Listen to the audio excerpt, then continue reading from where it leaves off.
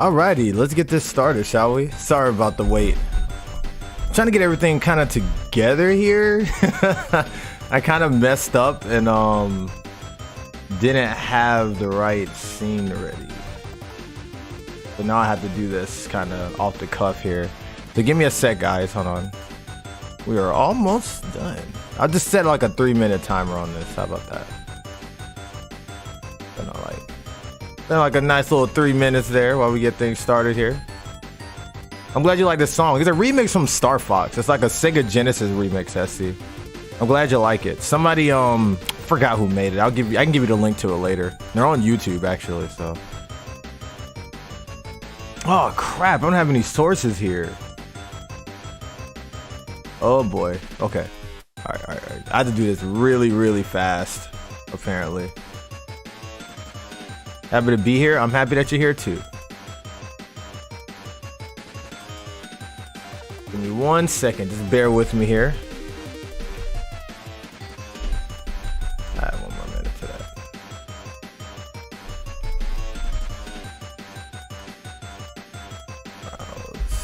Let me add.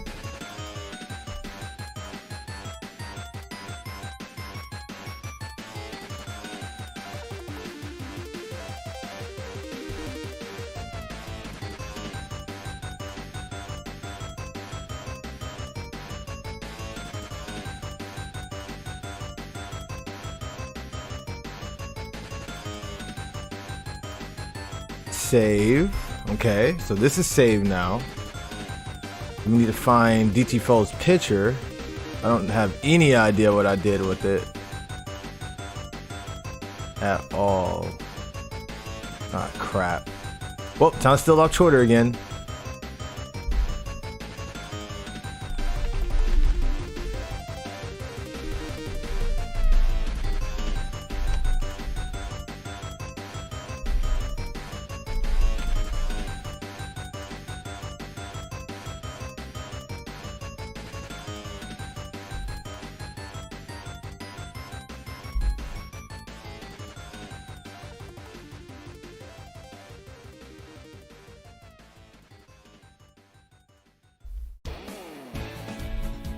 Ah, yes, beautiful Pokemon music, so bliss. Okay. Give me a sec here. We're almost done. Hold on to your shorts.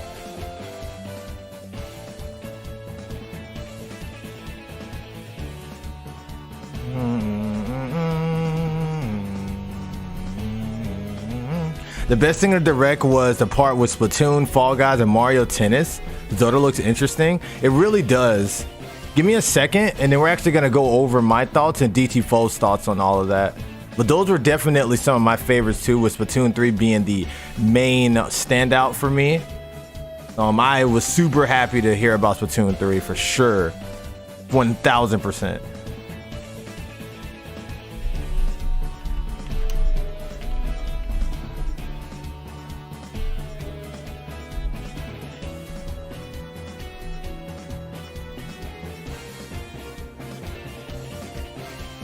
Okay, I got DT Foe's ugly mug on here, so I got to get my ugly mug on here, and then we're good. As soon as I can find it.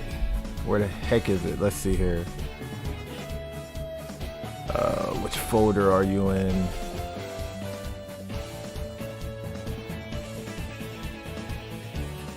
All right, I found it. Give me a sec here. Just got to add one more picture to my layout, and then we're good.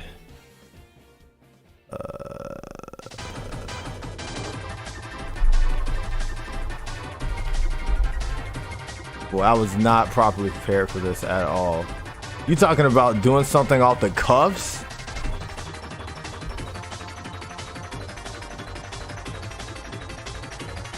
Okay, I think I'm good now. So, what we're gonna do is this, and then we're gonna swap over to this. Wait, whoops. This one. There we go. Okay. All right, we got it. Okay, now let's go ahead and get DT Foe in here. Give me a second here.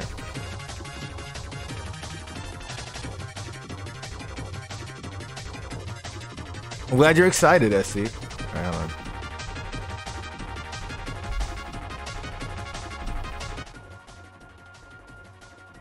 Hey, CJ. Hey, dude, how you doing? I'm doing fine. I was reminded, have you seen Aggretsuko yet? No, I haven't. What are you waiting for? I highly recommend it. I don't know what that is. It's that metal singing red panda. Oh, I mean, you said that like I should have known what that, like, is that something everybody knows about or something? Because you said like I should have known what it was or something. It was popular at a certain time, and I think when season 3 came out, it's an anime as well, but you know, of course, just because it's an anime doesn't mean you've heard of it. Exactly. Mofo. Yeah, you might have heard it in passing from one of your other friends. I ain't hear nothing in passing. Nobody passed by me with that.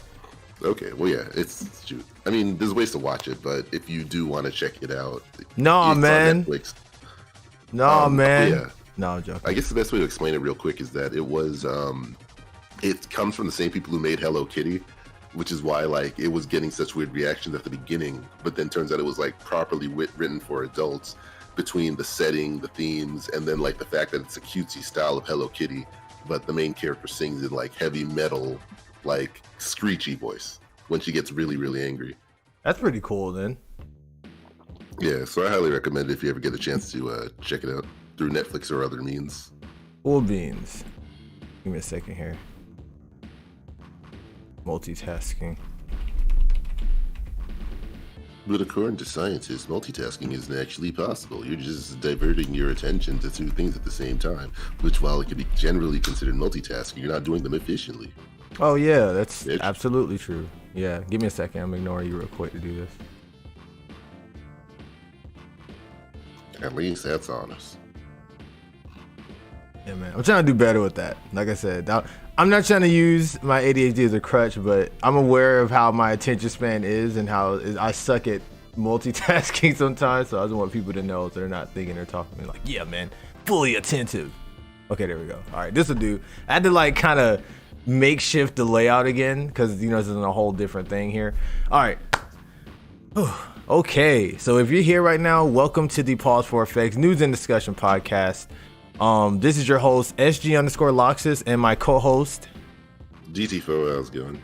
Hey guys, if you're here on YouTube, this is the first time we have ever done this podcast live on YouTube, which is very interesting. And this is our first time kind of, stepping in new waters, so be nice to us. No, I'm joking. But today we're going to be doing a discussion on the entire Nintendo Direct that we had. I went and actually made some notes for some of the key points that I wanted to talk about. DT4 made key points of the stuff he wants to talk about, and I'm curious to know what the chat wants to talk about. If anybody's there, this is my first time streaming on YouTube with this, so I don't think I'm gonna be there. But at any rate, I appreciate all you guys tuning in. If you're here after a live podcast, be sure to comment below your thoughts on what you thought about it, and I'll reply in the comments or whatever. So yeah, to get things started, DT4, what was the first standout moment for you for Nintendo Direct? Well, first of all, okay, how was the entire Nintendo Direct for you in general, like as a big umbrella? It was a pretty solid presentation that, like, being a Smash fan, got a Smash reveal, and got a pretty decent one that I would argue, but we'll get to that when we get to that. They ended it off with something that a majority of Nintendo fans would like. So that was also a good thing. But everything in between, there was some weird stuff, but like a lot of decent things too. So overall, I would probably give it like a solid.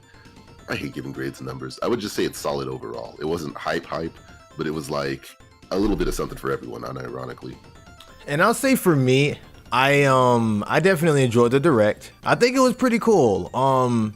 Surprisingly enough, because I'm not like one of those guys that just get super hype off of Smash stuff all the time.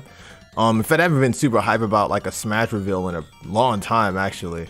I mean, Sephiroth was cool, but I wasn't like, oh my gosh, and screaming and stuff. Like, it's been since like Banjo. I think Banjo was the last time I popped off like that.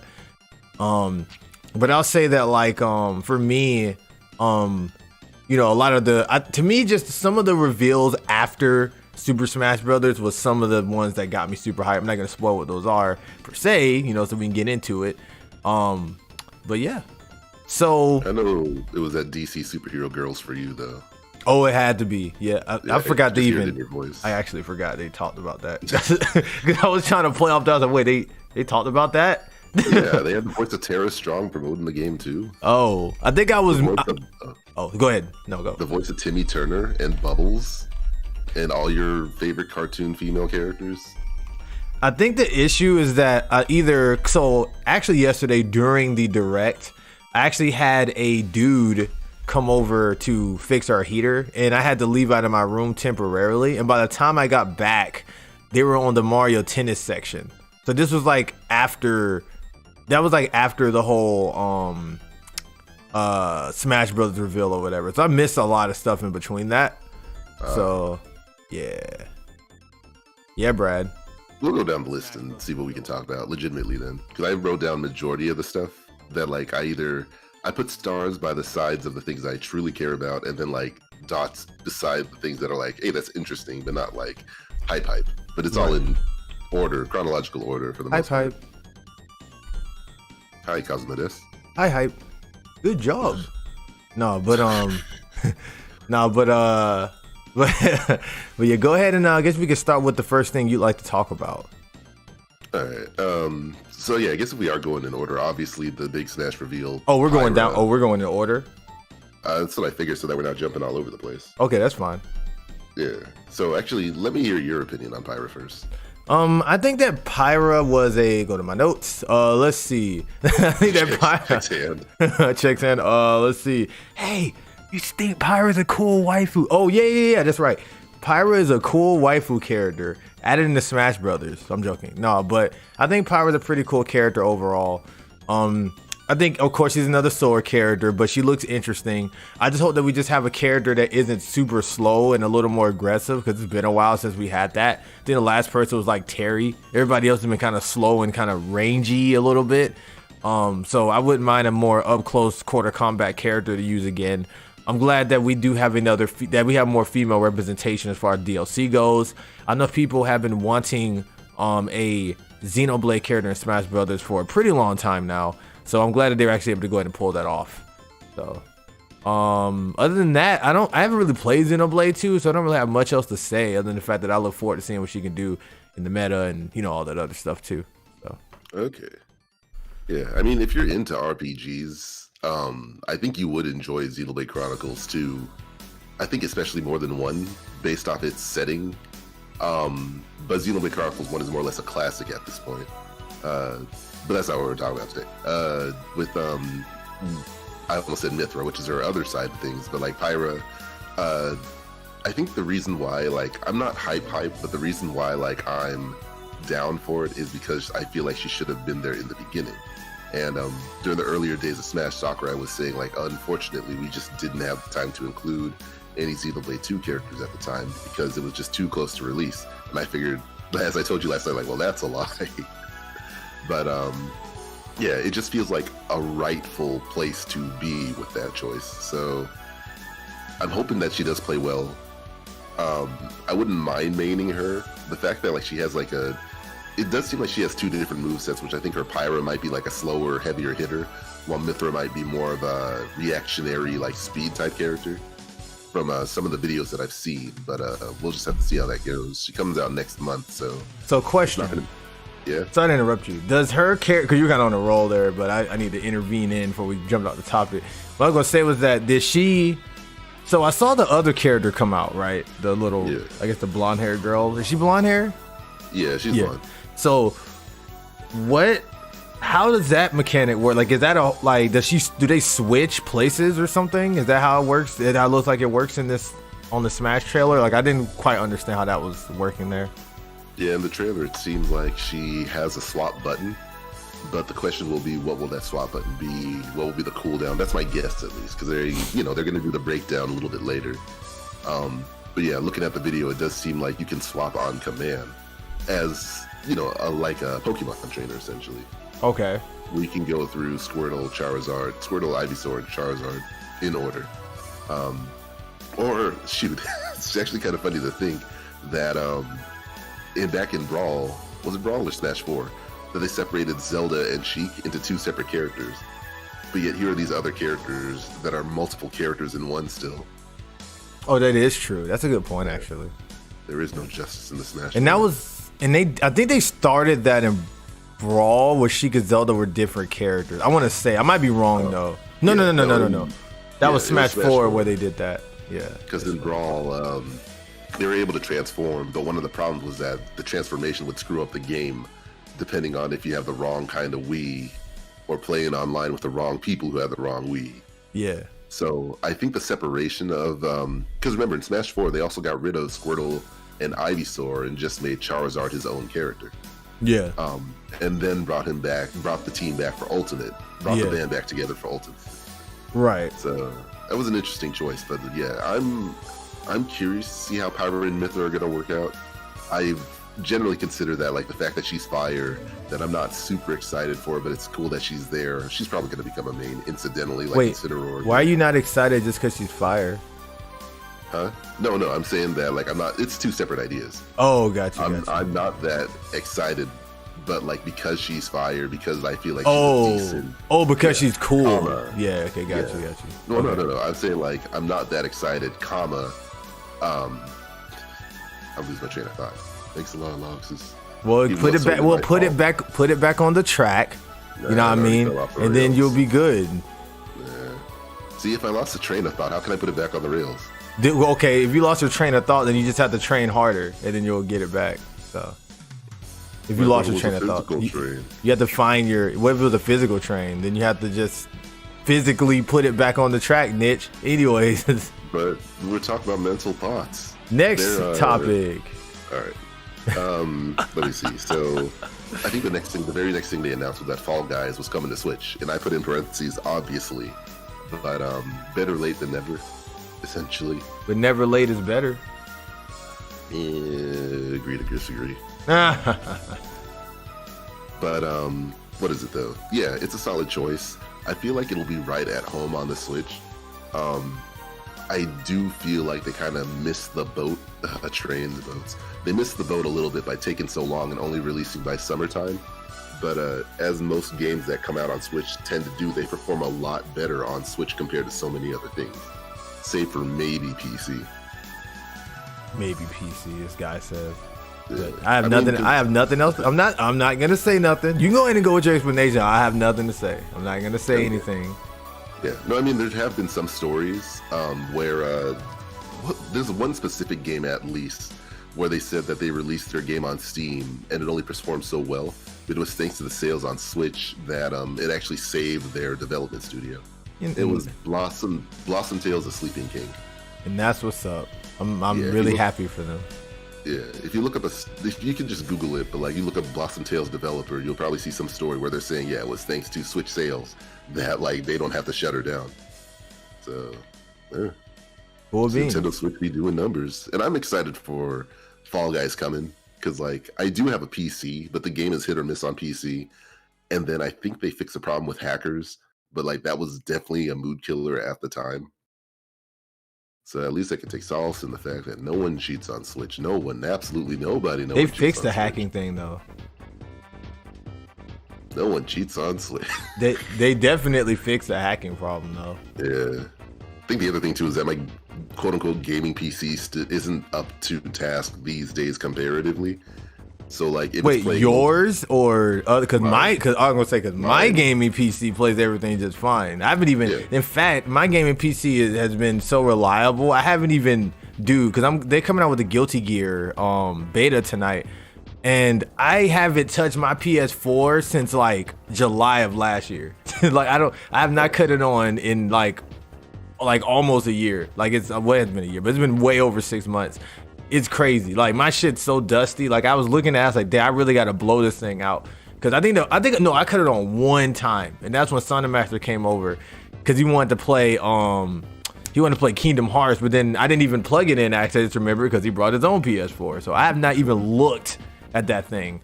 And something that another podcast actually noted, which was actually a really good point, was that a lot of that was a really good point was actually that they having the Switch and PC combo has been like one of the most optimal like gaming console-esque I guess combos you could have right now, because you have the PC, which can run basically any console game for the most part, aside from the exclusive, and then you have your Switch for the Nintendo exclusive and your games on the go. So it's like the two of those together are just like a super optimal combo. Because I thought I was the only one doing something like that, but apparently other people are too. So yeah. Like before PCs were always the most powerful way to go, but they've become a lot more accessible nowadays. But I think during the 360, PS3, and I think the early days of the Xbox One and PS4, it was like usually a combo of that and the Wii U, or that and the Switch. But yeah, now the PC has become the new console. And there's something else to it. And it also helps that so many games that used to be exclusive to, PlayStation is now, for the most part, coming to the PC depending on the game. Like Horizon Zero Dawn came to Steam. Kingdom Hearts Collection is coming to the Epic Game Store, which that itself is a surprise. Like all the entries in Kingdom Hearts are coming to the Epic Game Store on PC for the first time ever, and Square Enix is taking full advantage of that, charging $60 for every collection, even though you can get the all-in-one collection for like $30 now on PS4 or Xbox. Right. Yeah. God dang it, Square Enix. I'm afraid. I want them to bring it to Switch, but I'm afraid how much they'll try to charge if they do so. And there you go. Off track though. All right, so trying to figure out other games that might be interesting to talk about. Oh, did you see the clip for Famicom Detective Club? No, I didn't. Okay, that one seems to be, it's like a murder mystery game. But what makes it so fascinating to look at is like, instead of being like still images, what they call those games where there's dialogue but not a lot of movement? Visual novels. Yeah, so it's a murder mystery visual novel, and it looks like they put in the time and money for it. Like when characters are talking, their mouths move. Like when they're emoting and having motion, there's actual motion going on. It feels almost as if like you're watching / playing an anime. I definitely recommend looking up that clip, but I can't really talk much more about it, at least to you, without you actually looking at the clip. Right. Yeah, but apparently it's coming to the North America for the first time in English, because I guess it only released in Japan at the time. And I'm trying to figure what it was released for, because I don't think it was on Switch before. Maybe Wii or Wii U, but I'm down for it. I might check it out. I'm not a fan of murder mysteries, but it seems intriguing. More so the style than anything else. But let's see. What about Legend of Mana? Any opinions or feelings on that? I missed that one too. All right, I guess I'll double back. When did you come back in? I came in Mario. So basically, I noted everything that I saw that piqued my interest or that I remember, because a lot of stuff I missed because I was too hype about one thing and it just kind of was trying to cool down and missed a bunch of other stuff. So the things I have here is I have Smash, Skyward Sword, Hyrule Warriors, Mario Golf. I got Fall Guys, Animal Crossing, and yeah, that's basically it. All right, we'll go down your list first, and then we'll double back to some of the stuff I saw. Okay. So, all right. So first of all, we already talked about Pyra and Smash. I do have Zelda, Skyward Sword HD. I know it's a little out of order, but we have Skyward Sword HD, which was presented, and that caught me by complete surprise. Even though it's been predicted for a pretty long time that they were going to do something like that anyway, I still think that is pretty dope that they decided to come out with that, with, of course, the Joy-Con support, because that game was originally kind of tailor-made to like the motion sensor-esque gameplay, so I'm glad they kept that intact. The blue Joy-Cons look amazing. The game looks pretty good. It doesn't look super up-res per se, but I mean, it looks, pretty HD for its time.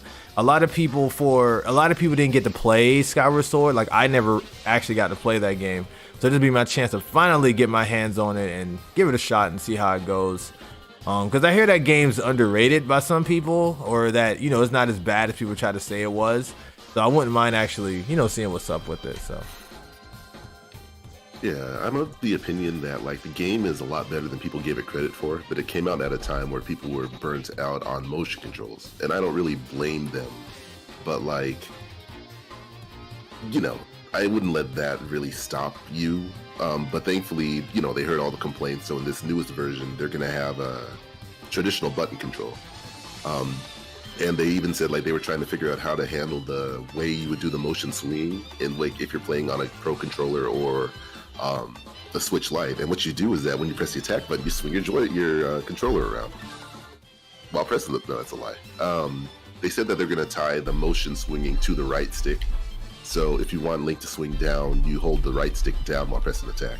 If you want him to swing up, you hold it up, and so on and so forth. Diagonally, left and right. You point it in the direction that you want him to swing.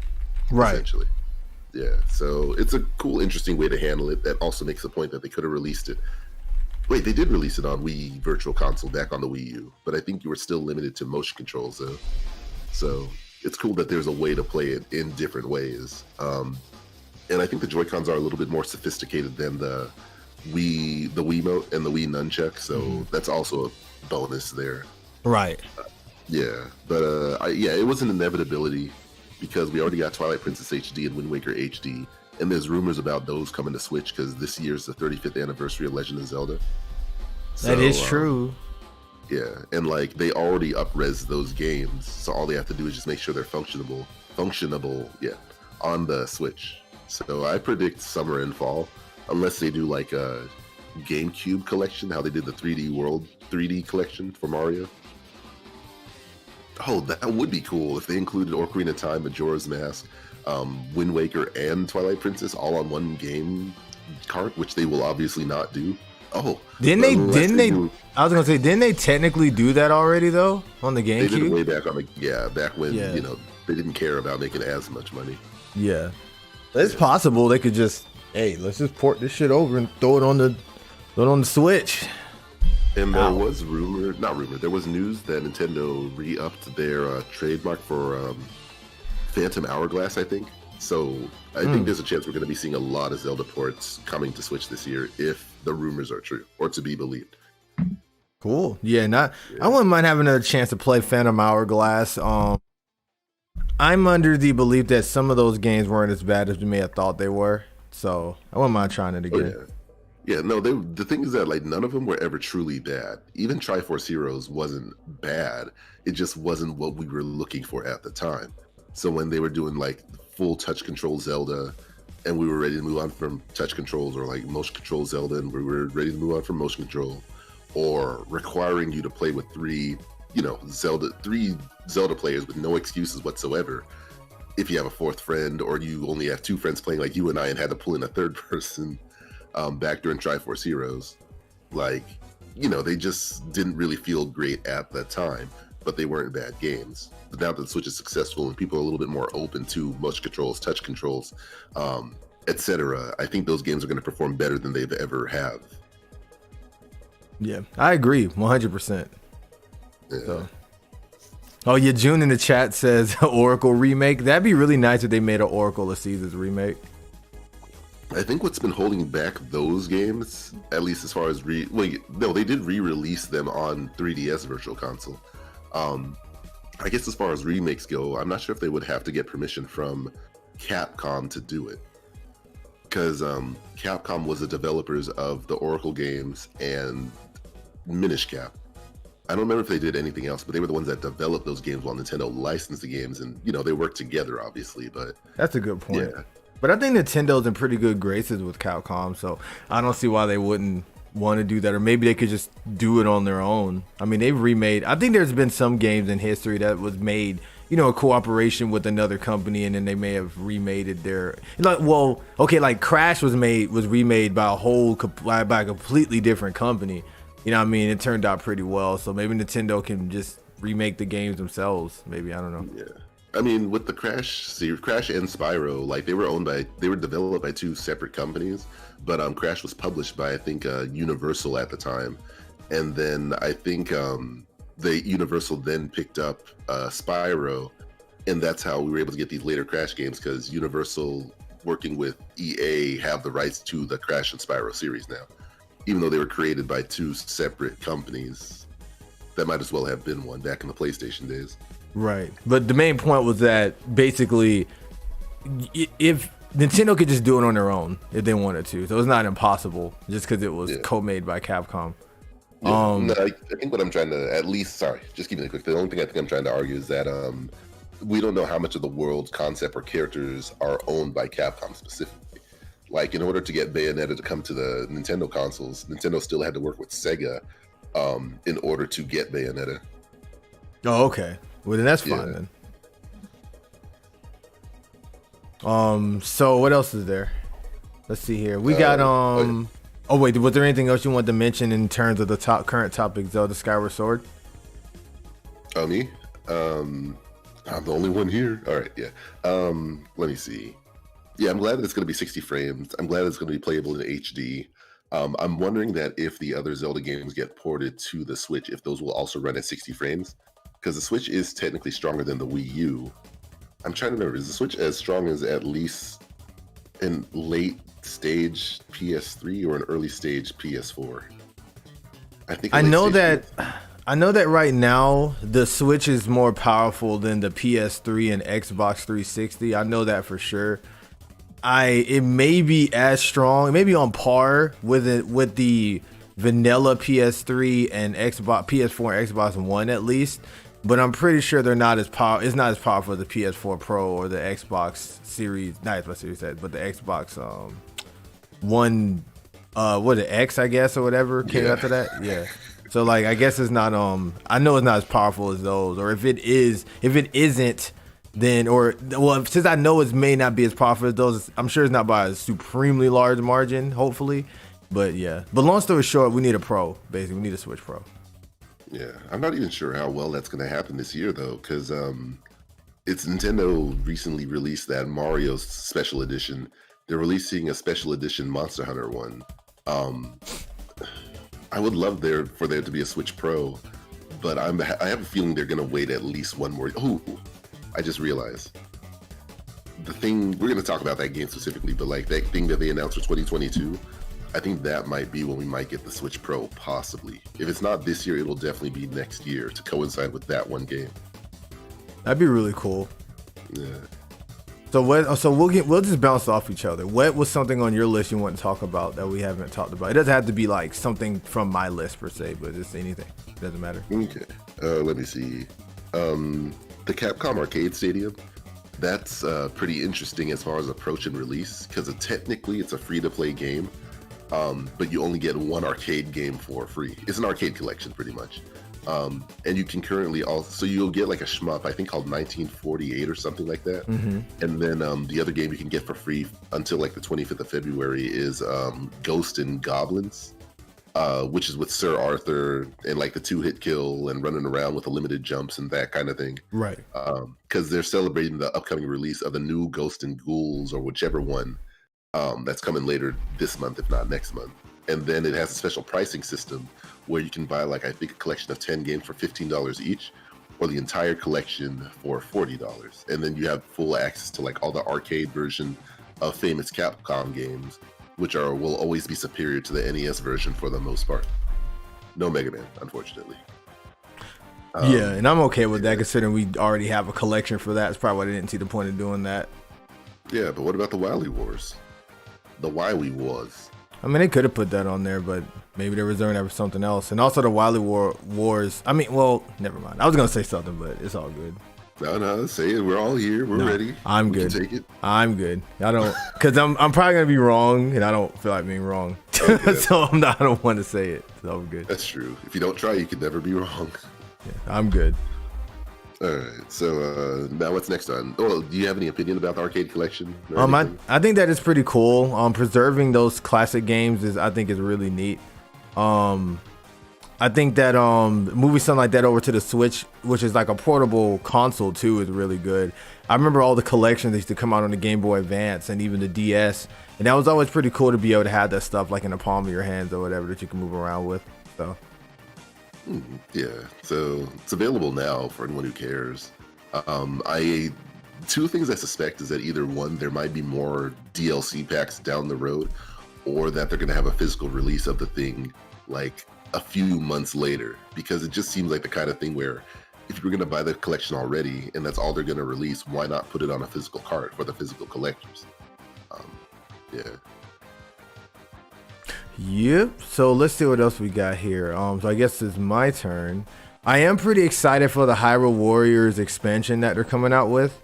Hyrule Warriors, the newest one at least. The Breath of the Wild one, Calamity Ganon, was actually really good. I really enjoyed that game. Didn't really like. I had the other Hyrule Warriors, before this one, and those didn't really. I mean, I played them, and I think I beat the first one, not the first, but I beat the original Wii U one, I think. But I don't know, it just wasn't. It got kind of boring to me after a while.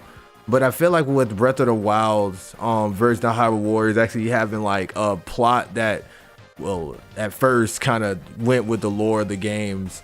And then the fact that it's more of it feels like more of a Zelda game than a Musou game to me, I think kind of helped out a lot more for me.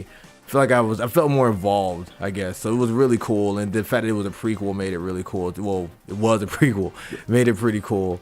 But yeah, I really enjoyed that game. So them expanding the story even more, possibly with the new alternate universe lore that they created from this recent game, I think it's gonna be really cool. And it's coming out for $20, so it's not a lot of money. It is a good bit of money for an expansion, but I mean, hey, it's worth it. That game is really good, so I don't mind. And what I also appreciate with it is that like when it came out in November, so like it comes out 6 months later, so it's clearly not like a rushed DLC, which I appreciate. Like it'll be cool to jump back in, see. I think it was saying like new character moments, new vignettes and stuff. But I'm curious, like where is it gonna take things, and where will it fall on the timeline of this specific game? Like, will it double back to some of the story elements within the game itself, or will it be like after the game is done, will we see what they're up to, kind of thing? Yeah. But one thing I still kind of wish is that like they would do. I know it's probably not going to happen in Breath of the Wild 2, but I would love for there to be multiplayer, because like it's just the kind of thing where look at this giant world, all the cool things you can do, and no one to share it with. Yeah. I see what you're saying. Yeah, like if Link and Zelda are going to be adventuring together, it would be cool to like at least have 2 players, so you could like pull off some crazy stuff or get into some crazy shenanigans with the 2 separate characters. Right. But I don't know how likely Al Numa and them are going to do that, but it would be cool though. Yeah, that'd be pretty epic if they ever did something like that. Cause they got multiplayer locally, but like the frame rate on it is like gashed tremendously. But I mean, I understand why, with all the stuff they have to render and load and to make sure you can do that stuff, even portably, I guess. So. Yeah. And like, I almost feel like it, like there's no excuse in the low frame rate, but it also kind of feels like it adds to its charm in a dumb way, which I guess would be excusing it. But then again, like back in the day, I wasn't really, too down on slow down or a little bit of choppiness depending on how it goes down. Like you don't want that going on in a racing game or a fighting game or anything, but like in a shmup, it's like a shoot 'em up essentially, where you're playing those ships that are flying around shooting things. Like slow down almost feels like a bonus in a certain way. Yeah. But again, hopefully if there is ever a Switch Pro, maybe like Nintendo will look into their older games that didn't look as well and say like, hey, if you upgrade it, it'll run at 60 frames or 1080p like it always should have. Yeah. What else is on your list? We can go to yours next because I did that one. Okay. There is a game that they announced called Neon White, and one of the things that caught my attention is that the narrator, he sounded like Tom from Toonami or Spike Spiegel from Cowboy Bebop. But it's interesting that like the gameplay style. Have you ever heard of Super Hot? I haven't actually. Okay, I guess the quick rundown of Super Hot is that it's essentially a first-person shooter, but it's like kind of a, how would you explain it?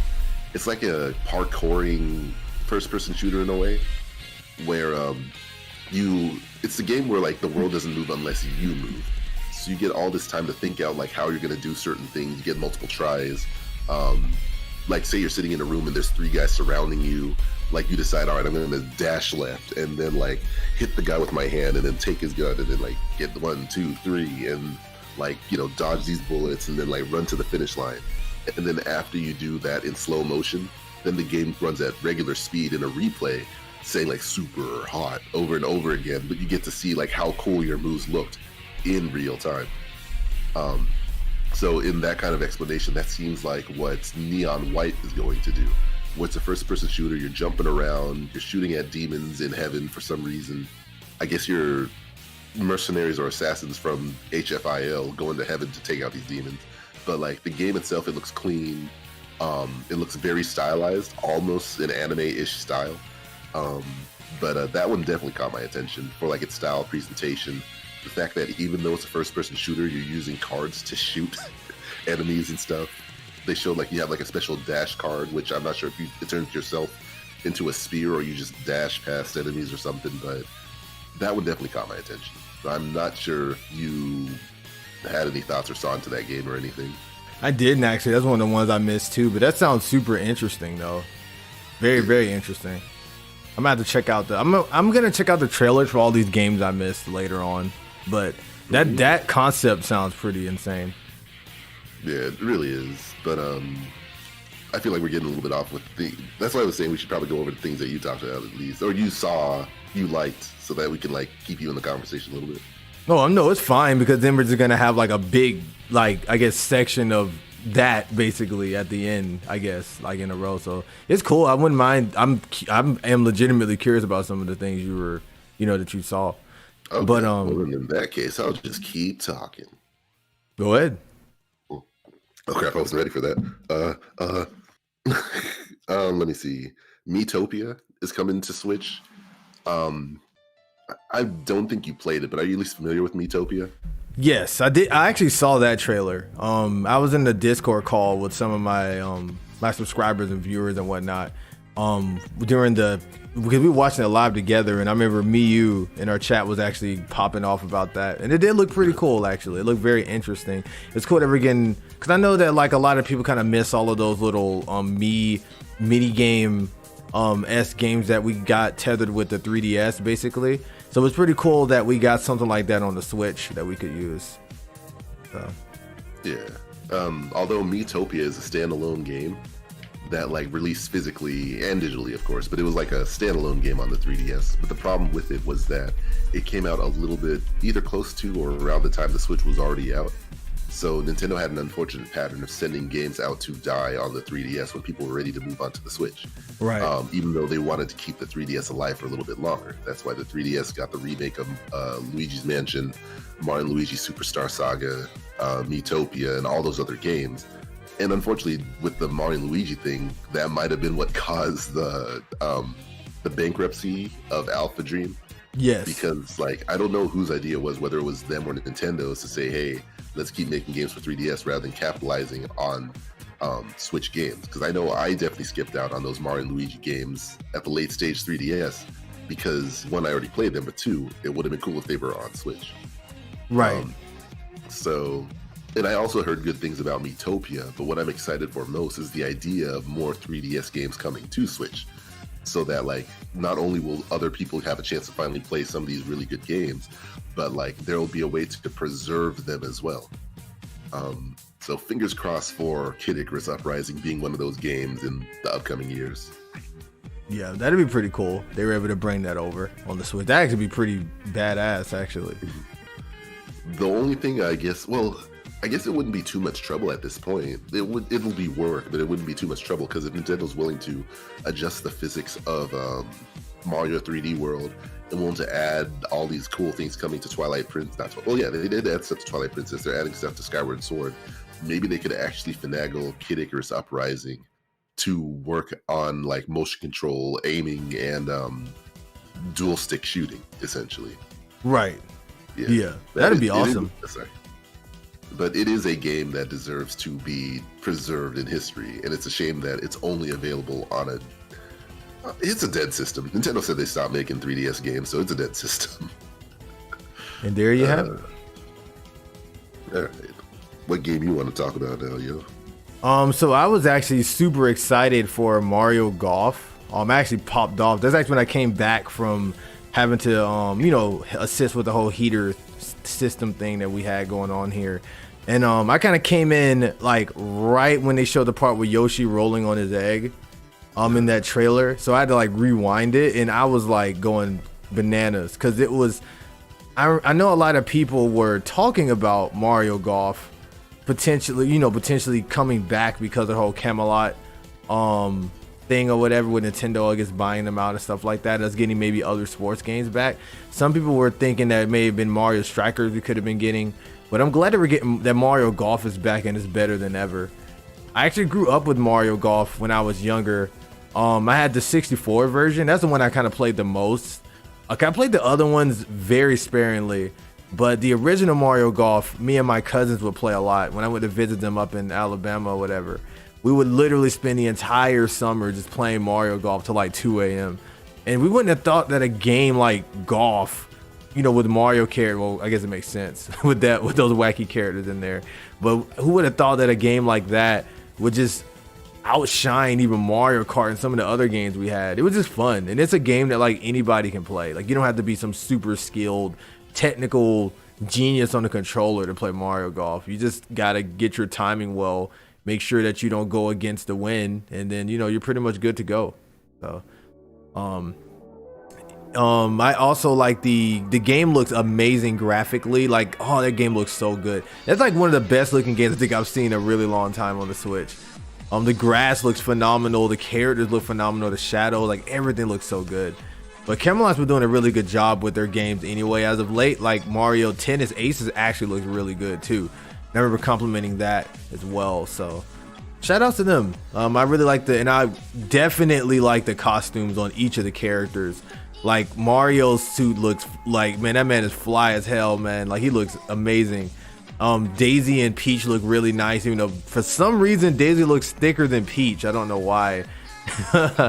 But she looks amazing too. And all the modes they have look really nice too. So overall, Mario Golf was a pretty big highlight for me. Yeah, I'm definitely looking forward to it too. I felt like it was an inevitability, only because like you usually can't have a console without a few Mario sports games. Although I think they did skip Mario Golf on the Wii U, they had Mario Tennis, but they didn't do a great job with that one. No, they did. Like, literally forgettable. So yeah, it's good that we're getting Mario Golf back. I feel like it's also the kind of game that you either love or hate, but it's always a chill time no matter what. Like, if you don't want the high octane of Mario Kart or Mario Tennis, Mario Golf is usually the way to go, to have your accessibility kick without it being like real time competitive, except for if you're doing the speed golf that they're adding to this game, which might as well be Mario Kart mixed with golfing. Yeah, that speed golf looks super fun, and then the fact that you can just kind of just play without having to take turns, I think makes it a lot better. So it's not quite as time consuming. I think it's probably going to be the go-to mode that most people go to for like the wacky kind of party fun that you'll have with your friends. I think if I'm playing with my friends, I may end up going for that too, unless it's really annoying or something. But it looks pretty cool, and the fact that you can dash around the field at high speeds while using different items and power-ups looks amazing too. So yeah, that active level of play is definitely appreciated. I think the only thing that would make it like a lot more amazing is if you could like do the usual Mario 3D game parkouring. But I'm not sure if the courses will allow that much. Like, you're more or less going to be running on the green, and you might be caught in the weeds a little bit, but away from that, I don't think anything more amazing than that's really going to be happening there. Yeah, because I think the lack of like a lot of obstacles. I mean, they got trees in golf course, but a lot of it's pretty open because you gotta be able to like hit the ball like across. So like, yeah, I don't know how much they'd be able to do either, unless you can do like triple jumps or something. I don't know if you can even jump. I think you can jump, but I think it's gonna be like a 3D World jump, not like a Mario 64 or Odyssey jump, if that makes sense. No, that makes sense, because Mario's animation when he was in the star looked like the one from 3D World a little bit. So yeah, and for those wondering, like, what does he mean by 3D World versus like Odyssey? Is like, will you have a free jump, or will it be like a very grounded, tied height jump? Right. Because like, you can definitely feel the difference between the two if you play those games. But this is talking to the audience that's listening who may not have played all those games. Right. The only thing I'm concerned about with that speed golf thing is how it will work. Like, will they do split screen, or will you have to have your own Switch to do so? Because the clips that they showed, I don't think there was any split screen, but that would be a really missed opportunity for a game like Mario Golf, which is all about, playing in the... You can play online, obviously, but a lot of the fun is playing in a room with your friends and family. Yeah, those are a lot of the moments I had. But of course, with COVID, you're probably going to be doing a lot more playing online. So I'm hoping they may have had that in mind too. So, yeah. For the love of God, also, please let it... I'm not usually a huge advocate of rollback, but like, please let it be more like Mario Kart and less like Mario Maker in 3D World. Wait, did you say you're not? Wait, did you say you're not a huge advocate for rollback? Just because I'm not a huge advocate doesn't mean I'm not. I wouldn't appreciate it. I was gonna say that because I was gonna say because you should definitely. Well, I feel we're gonna get a whole other topic, but I do get it. Wait, well, okay, wait, what am I trying to say then? That like I should be demanding they do include rollback in more games. Yes, well, not necessarily demanding, but I think that most gamers should probably want rollback. A delay-based netcode is just too archaic, and it's just smash in other games with rollback, not rollback, with arcade, not arcade. Delay-based netcode. Sorry, I was changing the topic on this thing.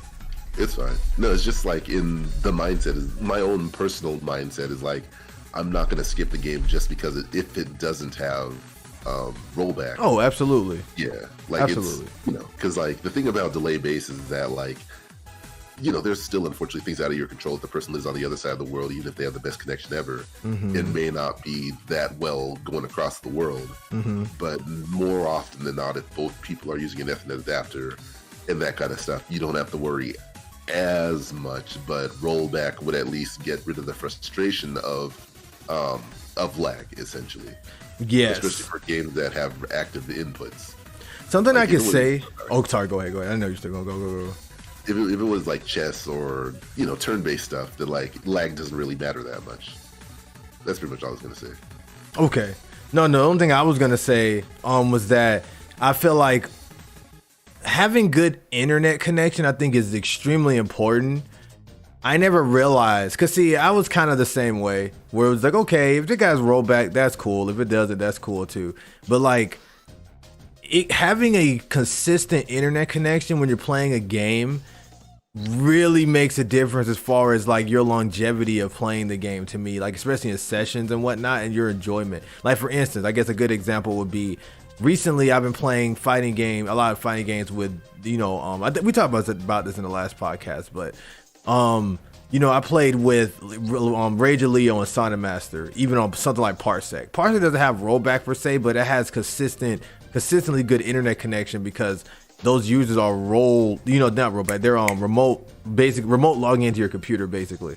So, or they're sharing your computer share screening or whatever with mouse control or gamepad control.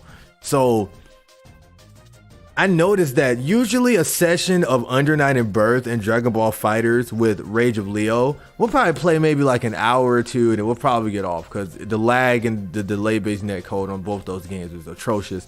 So we're just like, okay, this is fun. We can, we got our games and we can leave. Even if we're not complaining about the connection, we still end up getting a little, I guess, is fatigued after a while, and we just get off. Ever since we've been playing with Parsec, I had to literally pay attention how long we've been playing.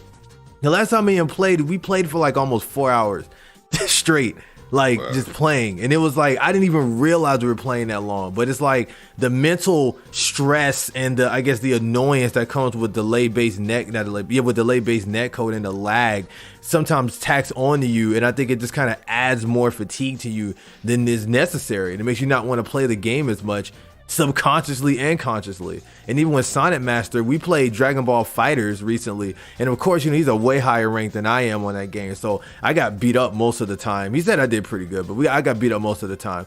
But it was fun because it was just like, okay, I'm not having to complain about me misinputting. I'm not worried about a big gigantic coding of delay over the game or anything like that. I'm just able to play the game, and we played for like 3 hours straight. Once again, we had to make ourselves get off the game, and it's insane what a good like even with something like Rivals of Aether. Rivals of Aether has delay-based netcode too. They're working on. I think the Switch has rollback. I think other consoles actually have rollback on it, but the computer doesn't. But the netcode on Rivals of Aether is still pretty good for the most part. So it's like it's still enjoyable to just hop in and play that game versus you having to pray and hope it doesn't lag you to death while you're playing. So, but that's just my take on it. So, and then there's Parsec and with Slippy, but we're not gonna get into that. But anyways, I mean, generally Slippy is fine. It's just the controversy is if you're using it to run like I guess money prize tournaments or sponsored tournaments specifically. Yeah. I think that's when they'll come after you. But like, if you're just doing it of your own free volition on your own free time, I don't think they really care that much. Oh, okay. Yeah, that's cool then. Yeah. Oh, yeah. But the last thing that people have been begging for to come back in both Mario Tennis and Mario Golf is the story mode. So it's cool that like they're bringing that back for Mario Golf, and it seems like it'll be a little bit more in depth. Wait, I think they did have a story mode on the 3DS, or at least a career mode on the 3DS. Not a for which game? Mario Golf. I didn't know there was a Mario Golf on the 3DS. Yeah. Oh wow. I thought you bought it. No, I had tennis. I didn't have golf. Okay, but yeah, there was a Mario Golf on the 3DS. It was all right. It's Mario Golf, and like that's really the most you can truly. Well, there's more, of course, you can ask for, but like it played well. Music was good. Interesting modes. I think it even had online play, but it was Mario Golf. You're either in the mood for it or you're not. I feel. That makes sense. I definitely but overall, I'm very excited for it. That was another bombshell that Nintendo kind of threw out, which I think threw a lot of people off guard. And I'm excited to see a lot of people that didn't get to experience Mario Golf finally get to experience it. I feel like this game may be even better than Mario Tennis Aces, and that's kind of sad because Mario Tennis Aces, I think, was kind of hyped up because we finally had a pretty decent Mario Tennis. But I think that Mario Golf is probably going to be a little bit better to me. I think of an experience. That, and I think they took what they learned from Aces and just expanded on it. But I'm just glad we're in an era now where Mario sports games are becoming not necessarily mainstream like they weren't before, but they're becoming more mainstream than they were in the past couple years. So I'm happy about that. Yeah, I think it also helps that like they're not huge into a competitive scene for those games, but the fact that the Nintendo Versus accounts tend to have like special events every few months for Mario Golf, Kart, and Mario Tennis, Kart, and I assume Golf when it comes is a pretty good sign. Yeah, that like of course they're not going to do cash prizes. Most of the time it's just eShop points or sometimes a physical prize. Like I took part in that. I think I told you I took part in that Smash Brothers Mario 35 event, and like I should be getting a coin by the end of next month. Yes. Yeah. And then of course, I'm the huge testament of like the cool stuff they do for people who take part in their events. So the competitive stuff is there. And I think that'll help keep the games alive a little bit more as opposed to just like leaving it out into the ether and then people pick it up as they want to, kind of like what they did with Super Mario Party. Yes. Oh boy. Hopefully there's a Super Mario Party 2 though. I'm surprised they haven't announced one yet. I'm actually surprised they haven't either. And I thought a lot of people predicted they'd be talking about that, actually. Yeah, I mean, if you're on the Switch Reddit, Nintendo Switch Reddit, like people are constantly complaining that there's no DLC for a game that came out 4 years ago. And it's like, yeah, at this rate, it's going to be a sequel. It's just a question of when. Yeah. Which will be never. Never! Sorry about that. I was ordering DoorDash. Your boy is hungry. So anything else on your list? Let me see. So did you have anything else you want to talk about real quick?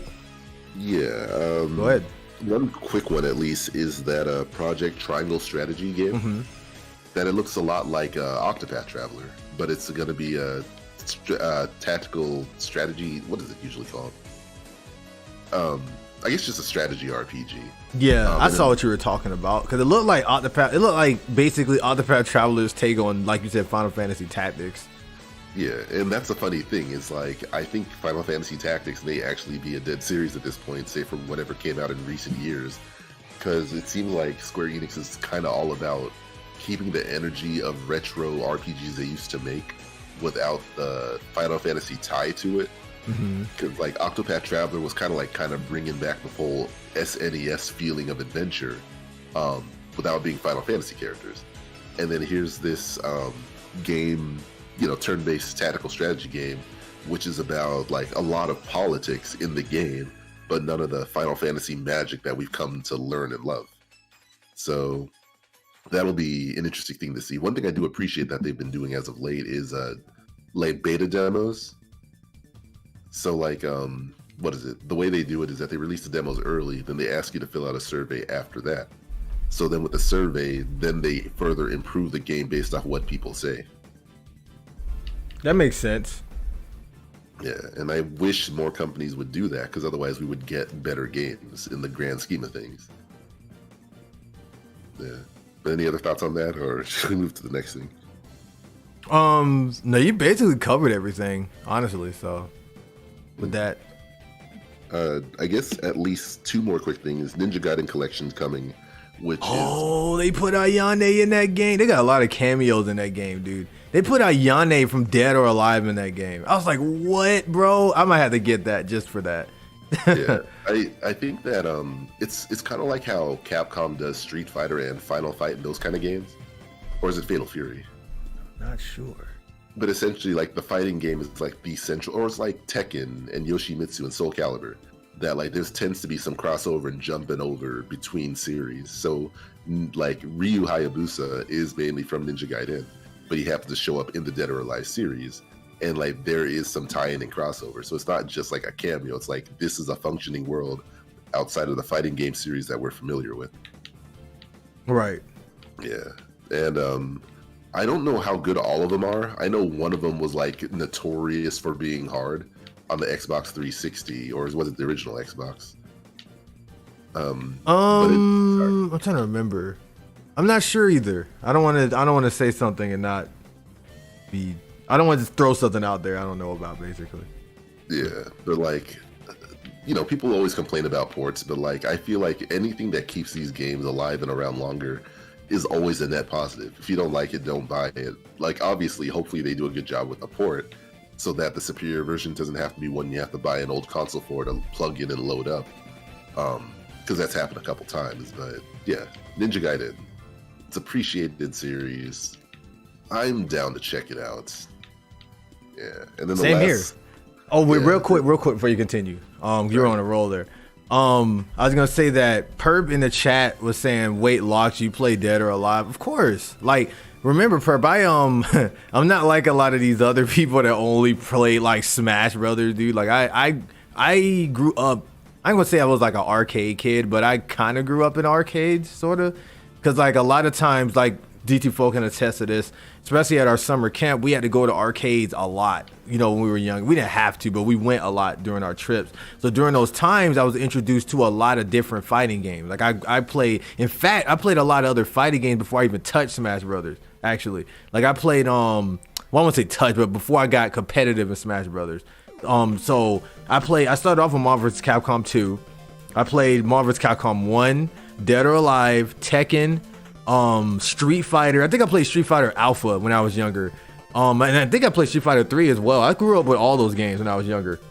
Actually, in fact, my sister used to love 3D fighting games. She's the one that kind of got me into playing fighting games competitively, like, and not just for fun, because she's competitive. So, she would come over with when I had a Dreamcast and a PlayStation, and she'd have Tekken, Dead or Alive, Soul Calibur, all those games, basically Mortal Kombat, and I play all those with her and her, her ex-boyfriends and whatnot. So that's how I got introduced to those. I didn't get into Smash competitive until even after that. So, and then, I'm surprised you even mentioned the thing about with, I guess, me mentioning Dead or Alive, because remember when I was playing Senran Kagura, I'd always pick Ayane on there. She was a cameo character on that. So, but yeah, that's a brief derail, guys, and a little bit of lore about me and fighting games, I guess, at the same time. So I figured that was a good opportunity to, I guess, bring that up. So. And for some reason, like, I just thought of like, Jeff Foxworthy and his whole "you might be a redneck" thing. Yeah. Yeah, I was thinking like you might be an FGC player if you went to a skating ring or bowling center and there was an arcade there. Yeah, basically, yeah. The mall too. You know, our local mall. We used to go there and had to put the quarters up on the freaking machine. Like, yeah, man, I'm next up on freaking DDR or Marvel vs. Capcom, bro. You know. Oh man, yeah. The fact that there was a Capcom versus SNK machine at like a random arcade in Georgia, in a Georgia mall. It sounds like a little bit too good to be true in hindsight. That is I never played crazy. it much. Yeah, I never played it much or much at all. But like the fact that like Capcom versus SNK feels like a deep pool in 2021, and it was just right there for us to play if we wanted to at the time. Man. And I think there was also a Marvel versus Capcom. No, it was Marvel versus Street Fighter arcade cabinet that was at that arcade as well. They had that, yeah. I think they had Street Fighter 3 there too, I think. I can't remember. I think so. Man, that was a really good arcade. Yeah, they had a really, really good arcade there. And DDR especially, oh my gosh. We're going to go way off topic about this, but just know that our childhood was awesome and all of yours are trash. I'm joking. But I'm not. So speaking of somebody's childhood being awesome, we can go into the Animal Crossing actually integrating in the Mario costumes and equipment and cameo items or whatever you want to call it. All the Mario stuff is coming in basically. And the reason why I try to segue in with the whole childhood thing is because for me, this isn't new news, or this isn't not new news, but this isn't. It's cool. Don't get me wrong, but I feel like again, this is something that I'm used to seeing in Animal Crossing. Like when I was younger, Animal Crossing 64. Sorry, well technically 64, but I played on the GameCube and on the Wii, even not the Wii, but the 3D, the DS. My brain's all over the place. Animal Crossing Wild World, Animal Crossing the OG on GameCube, all had all of those Nintendo references. In fact, I think you could even get the Samus mask too. I think on one of them, and the Zelda hat as well. So with a Link hat rather. So it was so that kind of stuff wasn't really new to me, as well as having like blocks and other items. As D24 mentioned, the warp pipe is new, being able to utilize that, and they're probably gonna have other DIY stuff. What is wrong with me today? All right, other DIY stuff. Yeah, other drinking while you're driving options for Animal Crossing. No, other do-it-yourself items you can create. That's gonna make things very interesting. So I am glad they're finally bringing that back, and they're using this as an opportunity to do it. So from what it looks like, it seems like they are reserving certain things, whether it be new or old functionalities that weren't included in Animal Crossing New Horizons in the vanilla version of it, for like special events and DLC later to keep the game interesting, which we kind of already knew, but it's 1000% confirmed that they're doing that now. So yeah, I've essentially looked at it as the Splatoon approach, and I think additionally it's also being produced and developed by a lot of the Splatoon crew, or at least the Splatoon 1 crew. I don't know if people from Splatoon 2 also worked on Animal Crossing. But yeah, the other rough thing, and I think one of the walls I'm running into with the Animal Crossing, is that a lot of these updates tend to be generally cosmetic. And I'm hitting that wall again where like I've done a lot of the stuff I really want to do. And I feel like I'm only loading it up for a couple things, like new fish in the season, new bugs in the season, and is Red in town? No? Okay, off to a different game now. yeah, pretty much. Yeah, I come in during like the big seasonal changes too. Like when we got into the Christmas time, that's kind of when I got in for maybe like a week or so, and I kind of haven't touched it ever since. Yeah, like I really want to try to jump back into that energy of, building up my town and like changing the designs and stuff every so often. But I guess one thing I might have to accept is that I'm just not as much of a fashionable person who wants to do that, when like I think especially when the time that I could do that, where I'm digging up flowers and stuff, I could be like, I don't know, drawing or animating or working on my own game or something. But it's definitely a niche that like does fill a certain gap for social and that kind of stuff too. But I want to get that energy back, but maybe it's for the best that like I'm not all in it like I used to be. Yeah, and I think, like, again, it's just kind of like the nature of the game and our age, I think, has a lot to do with it. Maybe I don't want to just keep blaming things on, man, it's because we're old that we don't like this anymore, or this doesn't work as well anymore. But I do think that it's like it has some type of factuality to it, because like now I'm just so busy with so many other things, and the fact that I'm a streamer too makes it where I don't want to play the exact same game every single day. And then a lot of times, you know, I'm working, and as soon as I get off work, I stream. So it's like, I could pop in on Animal Crossing for maybe like 20 to 25 minutes, but it's like, I just rather like just do something else with that time a lot of times. So it's, especially with these new, you know, with fighting games coming out and other things where you have to kind of sit and lab games out and stuff like that, makes it a little bit tougher. So it'll always be there, and I'll always come back to Animal Crossing. Like when the next big update comes out, I'll be back on it. But yeah, it's definitely going to be kind of a in and out thing. And also the incentive to come back is kind of gone too, or at least the urgency to do it, because your people aren't going to leave your town really. So it's like where you're gone. So it's like I don't even feel like I just have to get on. They'll make you feel bad for sure when you get back on, but that's like the most detrimental thing. So yeah. But at least, and I think what also didn't help was that like we all put in so much time at the very beginning due to the pandemic. Yeah. Like because we didn't have anything else to really do, it was like Animal Crossing for 18 hours a day or less, but like more time than we probably would have or should have if, say, you know, times were normal and we were busy with other things. Yes, sir. But yeah, that is the way. So I was gonna get into the big topic here, but because I'm gonna probably talk about that for a while. So did you have anything else you want to talk about that you may have seen before we get to that? The only other thing is World's End Club, which apparently is from the makers of Danganronpa. And like I have a mixed relationship with those kind of games, which I've never played any of them, but like there's a morbid curiosity to the world concepts. Because it's like, oh, a death game with these high schoolers and this very interesting style, and like it's a visual novel, and where does it go? Where does the story go? So it's like the curiosity, even though I'm not crazy about like the threats in those kind of worlds. But World's End Club seems like it's gonna divert that kind of tension in a different way. Where it kind of seems like, according to the trailer, it seems like it starts out like a Danganronpa game. But then it says, like, they literally say, oh, it turns out the game's canceled. And then it turns into like some kind of adventure game across Japan. So it seems like it's more about trying to solve a mystery as opposed to like trying to survive a death game or get to the bottom of that death game, essentially. So it's just a general curiosity, see where it goes and what it's about. And it's a very unique style. It's completely different from how Danganronpa looks. So I definitely recommend maybe giving it a look-see, see if you might be interested in it. Look-see, see if you might be interested. Word.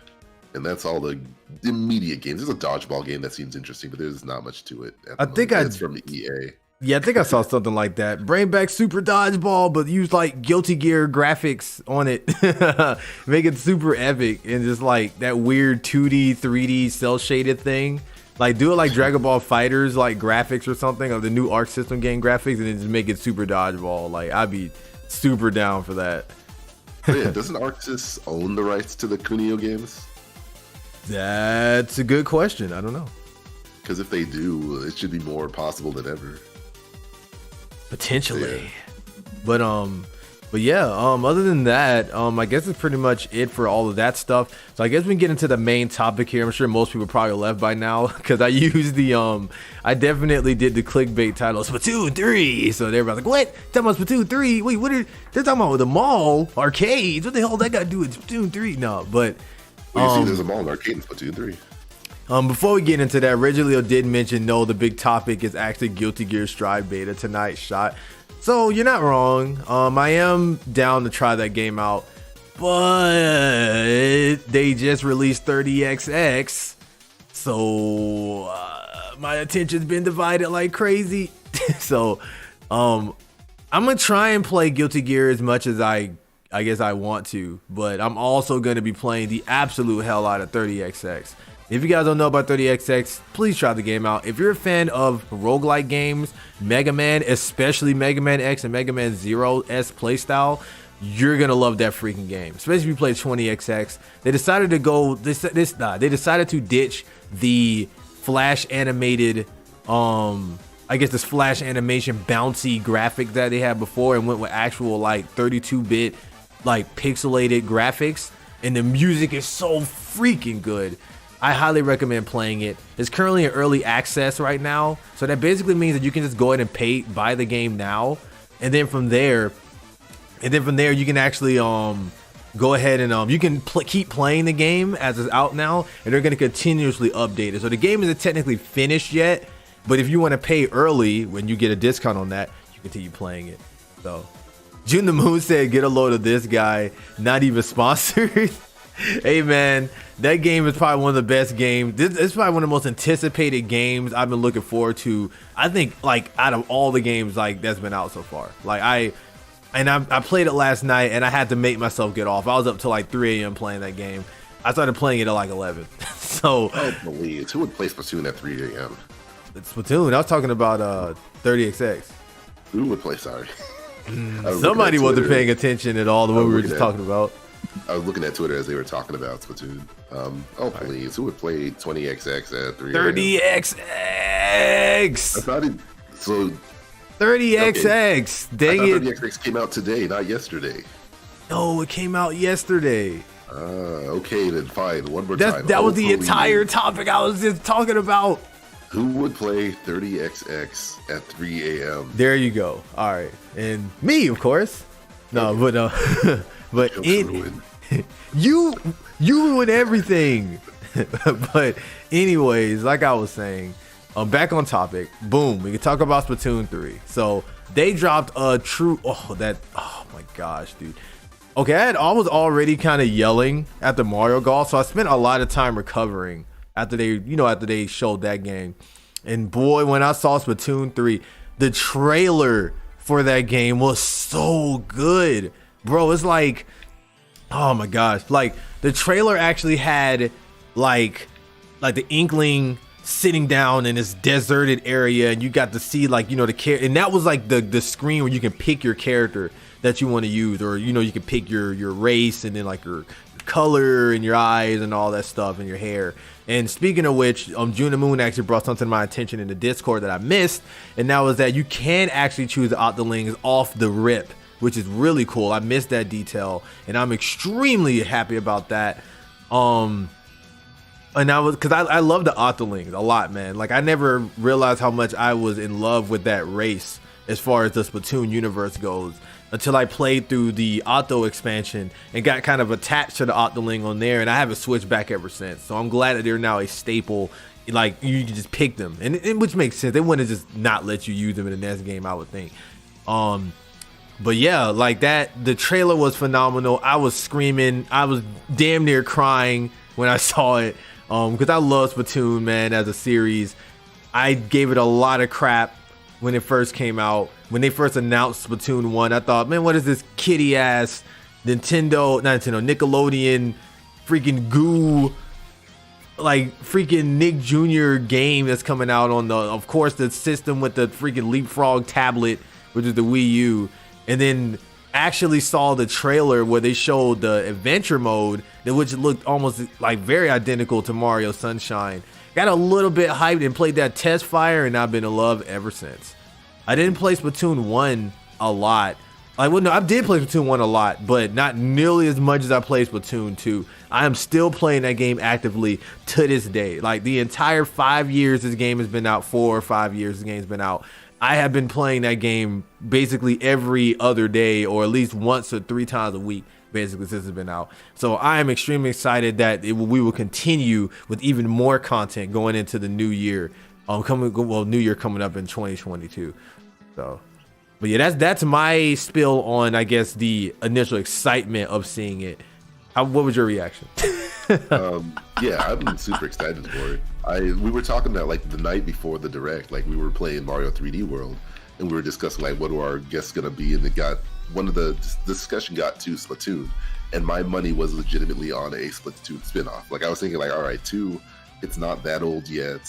Like Nintendo usually, the biggest thing that's also surprised about is that Nintendo usually does one game per console for a lot of their games. We only get usually one Mario Kart per console, one Smash Brothers per console. Up until they announced Splatoon 3, it was only one Splatoon per console. So that's what made it even more of a surprise. I just saw them sooner doing a spin-off than a single play, a new 3 game. But I'm not disappointed. I'm very excited that they're actually making a sequel. I do like how the general reveal wasn't even like a rendered cutscene or anything.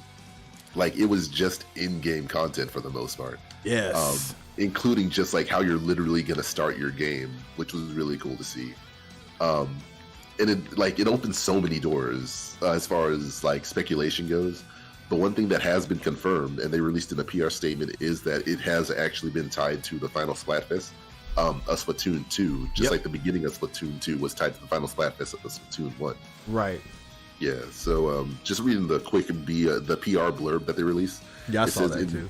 In this new game in the Splatoon series, you'll leave Inkopolis behind and head to a new region, the Splatlands. Its heart is a new city where battle-savvy Inklings and Octolings gather, Splatsville. Let's see.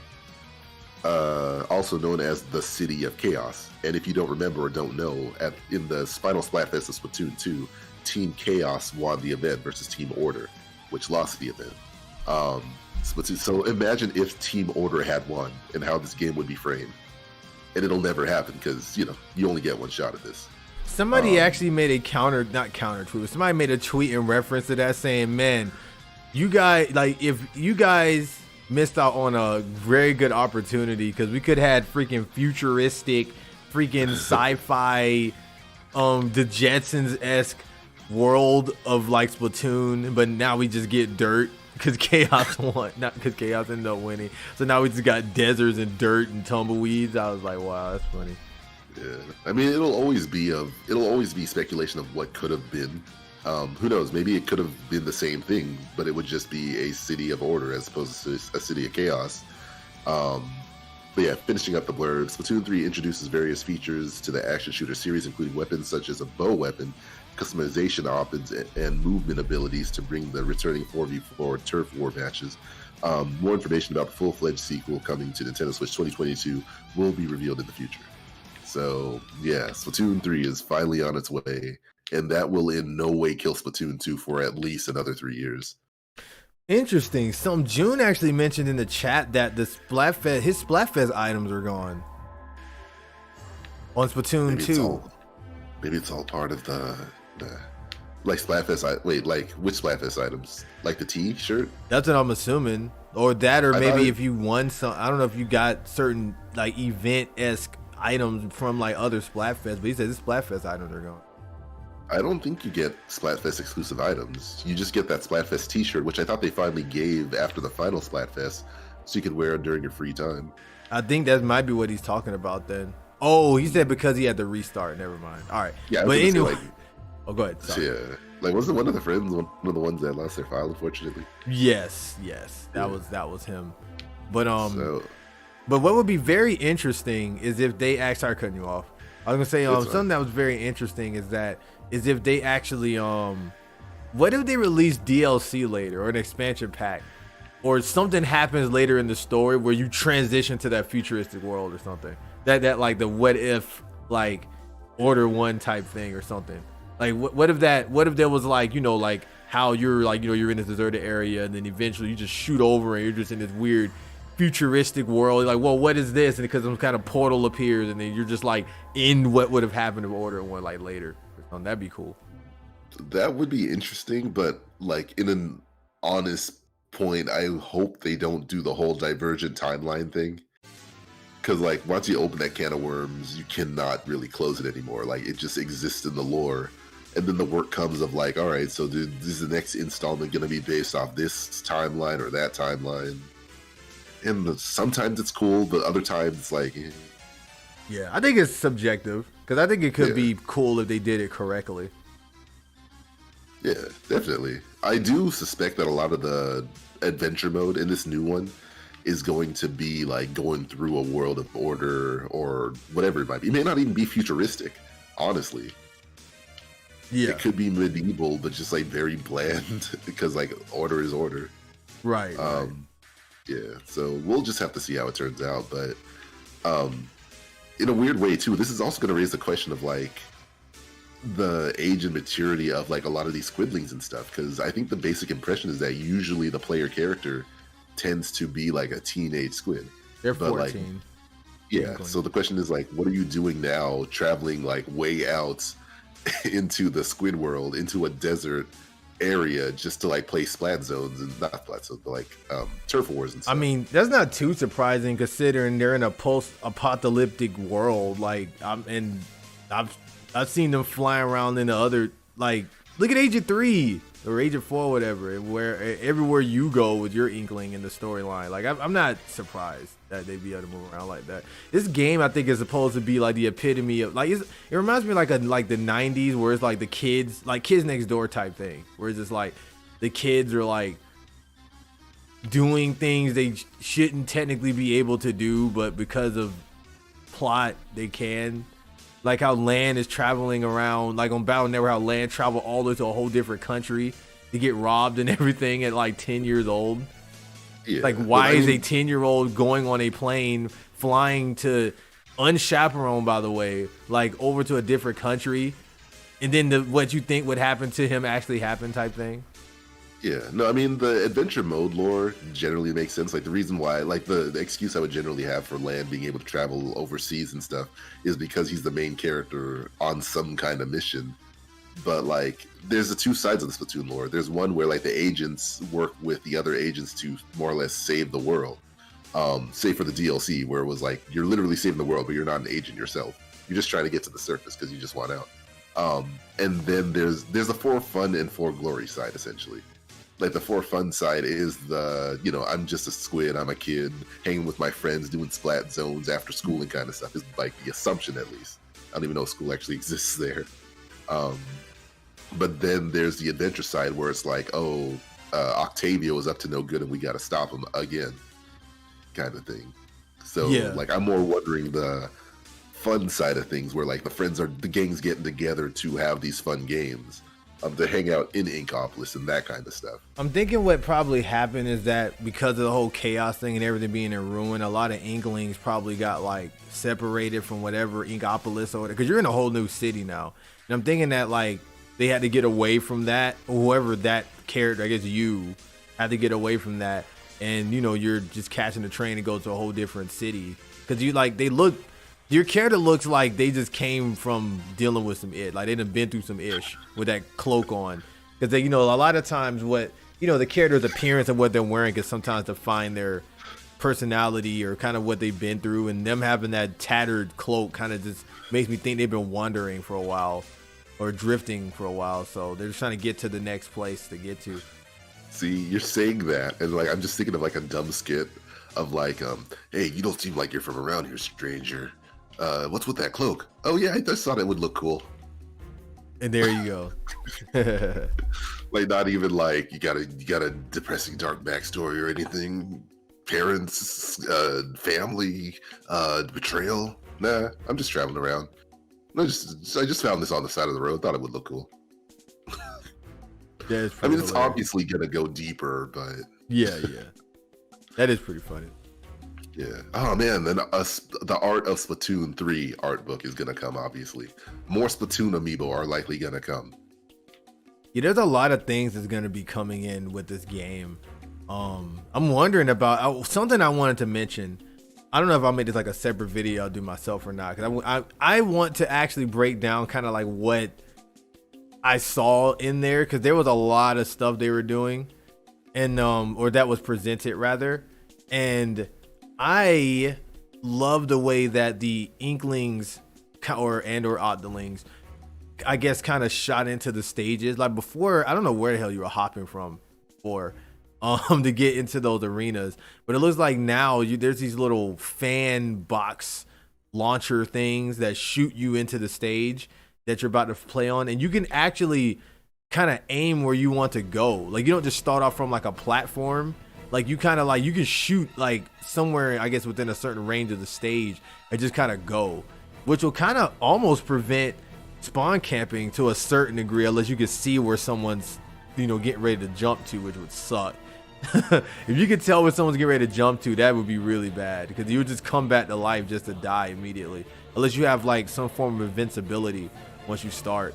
But if that is the case, that'd be super interesting. And it brings in the case, and I guess that's how you can tell this is like a whole different area and not Inkopolis, because they're not using, their safe travel of squid jumping, I guess they were using before, where now they're using this, these little technology basically to, I guess, essentially squid jump them into wherever they need to be. So. Yeah, I think the mechanics are definitely going to be a curious thing, because I think there was like some trick jumps that you could do when swimming up a wall. I didn't get to see everything, unfortunately, but I did see like, oh, you couldn't do that in Splatoon 2. So I think movement is especially going to be like a big question in this new game, and how much that might help or possibly hurts the gameplay style a little bit. Parkour would be amazing, and I think that having more movement options would be pretty cool, aside from just swimming up a wall. Like being able to kind of do some cool things like wall jumping off, or doing something like kick flips or something off, would be super interesting. That's one of the things that attracted me to Splatoon over other shooting games, is the movement options you have in that game is just amazing. And that's kind of, I think, what made me like the games a lot. I did see that they look like in one of the scenes that June saw or whatever that he mentioned, someone actually put it on Twitter too. It looked like you have like the Inkzuka might be back from Splatoon 1. And if that's the case, that means you could have other elements, like other things that could have came from the first game back potentially. And of course, new specials and new weapons as well, because we saw that bow and arrow weapon appear, which looks very interesting. I wouldn't mind trying that weapon out myself. As well as, pretty much sticking to the dualies that I love the most. And I also hope that dualies for Splatoon 3. That would be awful. I wouldn't be surprised if they did that, only because like maybe it's some kind of functionality thing that the dualies would interfere with, or maybe they may have like some kind of new method of dodge rolling or something that could be integrated via ability rather than like tethered to one weapon. They could probably add in, and they will get rid of dualies. If they did that, I'd be pretty upset. I'm not gonna lie, because dualies kind of made the game for me a little bit. But if they but I would still play it nonetheless. Of course you would. Splatoon fans would play a piece of cardboard if it had Splatoon printed on it, as I bought Nintendo Labo. And there you have it. June says wall kick, yes. Dualies should be able to flip off walls if they back into a wall. That'd be super cool. I like doing a cool tech with the dualies where like if you're on a ledge and you come down off the ledge, you can actually do the dodge roll, and it'll shoot you down faster than like regularly jumping off a cliff or whatever. You need to get down to another platform faster. I love doing that. Yeah, I'll only set my pre-order if wave dashing's included though. Yeah, man. But no, I am definitely curious to see like what's gonna come. I wouldn't put it past them to remove certain elements. The fact that a Salmonid is now your little quote-unquote little buddy is really going to raise a question like, what will Salmon Run still be a thing, or will there be a new 4-person team? Will there be a new team minigame on the side?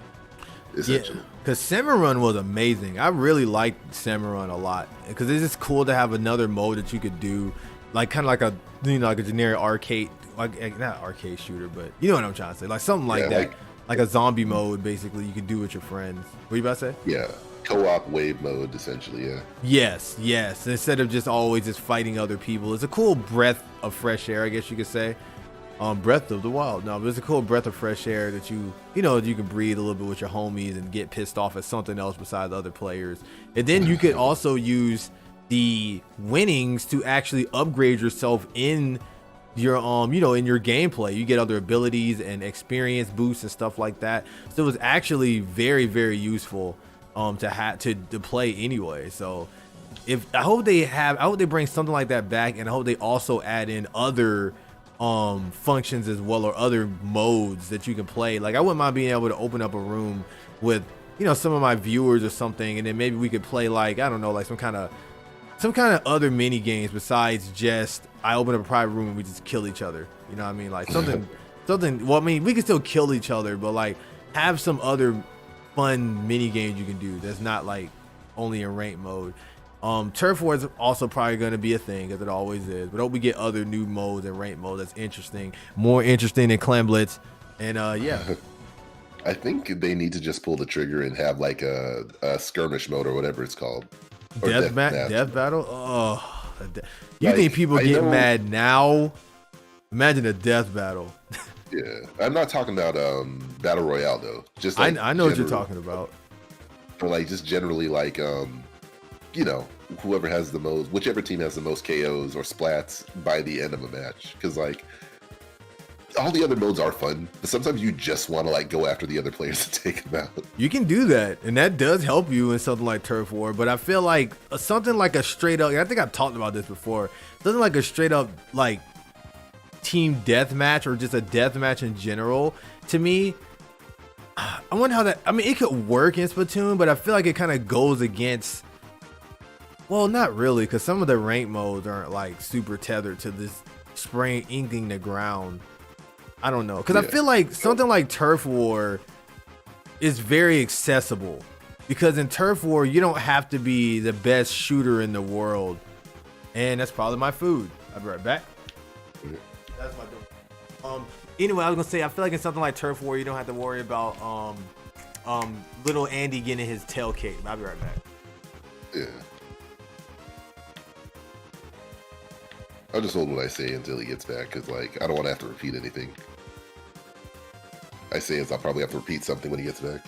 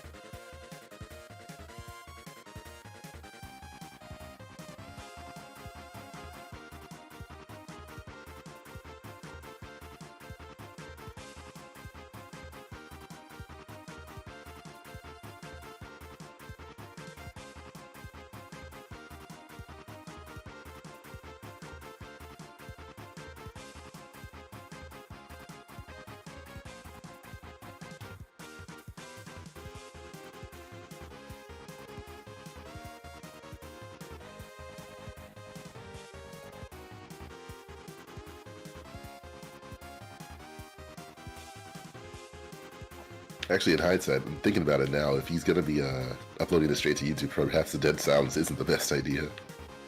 But hopefully he also has music playing and stuff. At the same time, though, this is what editing would be for. Actually, let me jump into his stream and see if anyone's asking any questions or saying anything, so I can at least help answer questions there. Loading up the YouTube app. Going to that. Jumping into Loxus' stream. If I can find it. And I'm back. All right, I'm back. Okay, hey, sorry if I'm derailing from a topic you were already talking about, but the thing I was going to with the team deathmatch thing was that I feel like with Turf War, I feel like Turf War is a better solution for what they're going for in Splatoon, and just in general, because Splatoon is the type of game that I feel does a really good, excellent job with marrying the concept of like strategic, I guess, like team-based shooter elements along with the accessibility of players. Like if little Tommy wants, okay, I'll give you an example. I get on Halo today and play and I can play with Super J and all my friends with super experience. We can win maybe, but I'm probably gonna get my ass kicked the entire time. I feel like I didn't contribute anything because I died the entire match. While that can happen on Splatoon, on Turf War, you did contribute a lot because you shot the ground up and you managed to cover the whole map with things.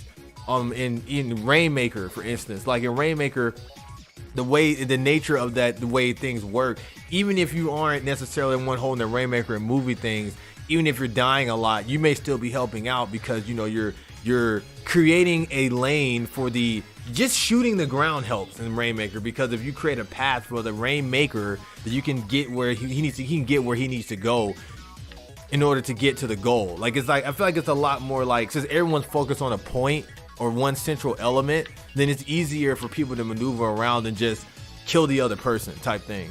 And then also, like with something like tower control, to just sit on the tower. You know, if you suck, it's fine, don't shoot anything, just get your tail on the tower, just sit on there. If you die, just hightail it back to the tower. You know what I mean? Like, that's all you have to do, or just throw some bombs at the tower and you're good. Like, you don't have to have some extreme good aim shooting. However, if you are really good, then that'll help out a lot, because again, killing people, it's not that killing people doesn't matter in Splatoon, because it does, because the time that people aren't there because they're dead is more time for your team to take advantage and take control. Same thing with something like, well, Clan Blitz to me is like, I don't want to talk about Clan Blitz. It requires communication more than the other ones. It really does. It really, really does. And something like Clan Blitz, if you're not very good in either shooting or clams, getting the clams, it's going to super show in that mode for sure, if you don't understand how that works. And then last but not least is the Splat Zones, and that's just shooting the ground. So it's like just shooting the area. You know what I mean? Like I feel like with each mode of Splatoon makes you feel like you contribute in a way, no matter what your skill level is. And adding something to me like Team Deathmatch, I think would kind of not contradict, but it would kind of take away from what I feel like they're doing with Splatoon, which is like an accessible version of something like Overwatch to me.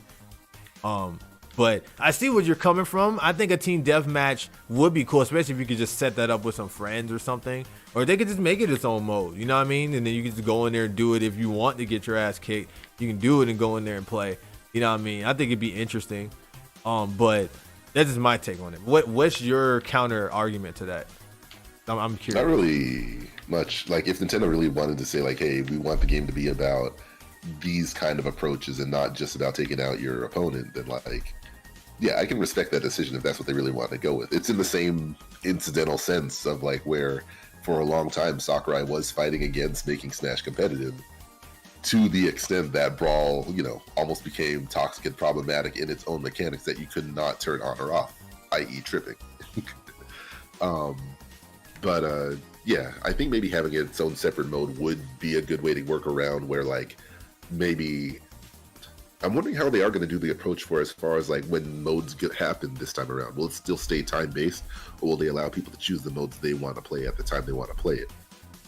Because I think that would also help make a difference, but I think the reason why they don't do that is out of concern of, like, maybe one mode not having enough players compared to the other one. Where, as opposed to having it time-based, forces everyone to have to play the same mode at the same time. Yeah, so I mean, there's no wrong way to go about it. It all just, and I've always been one to say that it's all about the design philosophy and, like, how the developers want to do it. Like, while I do think it would be cool if they had a team deathmatch mode for just those who want to run around and fight other opponents, I can fully respect if they choose not to do that, and it won't make me not want to buy the game if they don't want to do that. Right. Yeah, so, I mean, I'm looking forward to it regardless. I'm curious who the new big bad's gonna be. Will it still be Octavia, or will it be a new set of enemies? I'm just throwing my bet out there that it will be the rabbits. I don't know why, aside from the fact that they were part of the prototype. It is always cool when you do that kind of deep pull. If there's a Salmon Run type mode, will it still be Salmonids, or will it be something else? I'm not sure what sort of weird creatures are going to appear in this particular timeline of Splatoon. But we are hitting close to 2 hours, and I actually have to go because I got a couple calls I have to make. So, guys, if you tuned in for this podcast, thank you so much for listening to our take on the Nintendo Direct. You know, if you weren't here live and didn't get to, I guess, express your comments on certain things, please be sure to chat in the comments below and let us know what you thought about our podcast and what your thoughts were. Maybe some counter arguments you have for some of the things we have to say. Please be nice about it, though. hit us with a like so that way, you know, we'll be good in the algorithm. If you like the video, make sure to comment though, because that also helps too. And you guys have yourself a really good one. This has been your boy SG _Loxus. You can catch me on Twitch at Loxus_TV. That is where I normally stream. My Twitter is also SG _Loxus. You'll see it in the banner above. And DT4, where can they catch you? You can find me at DT4 on Twitter, DTFAUX. And yeah. Actually, I just thought about it. I probably didn't have to do that because I have all our stuff in the description. I could say, check out our links at the description below. I actually just did that. Yeah, but in case they're not paying attention. But at any rate, guys, thanks so much for tuning in. You guys have yourselves a good one. Peace out. Bye.